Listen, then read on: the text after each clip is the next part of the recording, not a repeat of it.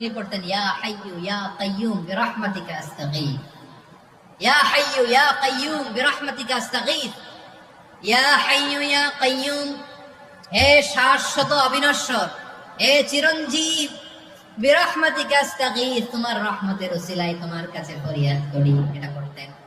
আবার আরেক বর্ণনায় এসেছে ইয়া হাইয়্যু ইয়া কাইয়্যুম বিরহমাতিকা আস্তাগীথ আসলিহ লি শা'নি কুল্লাহু ওয়ালা তাকিলনি ইলা নাফসি তারফাতা আইন। আসলিহ লি শা'নি কুল্লাহ, আল্লাহ আমার সবকিছু আপনি সেটেল করে দেন। আমাদের সব ঝামেলা সেটেল করে দিতে পারে কে? আমরা তো সেটেলমেন্টের জন্য এসপি সাহেব আলহামদুলিল্লাহিল্লাযী আফানি মিম্মা বাতালাকা বিহি ওয়া ফাদ্দালানি আলা কাসীরিন মিম্মান খালাকা তাফদীলা।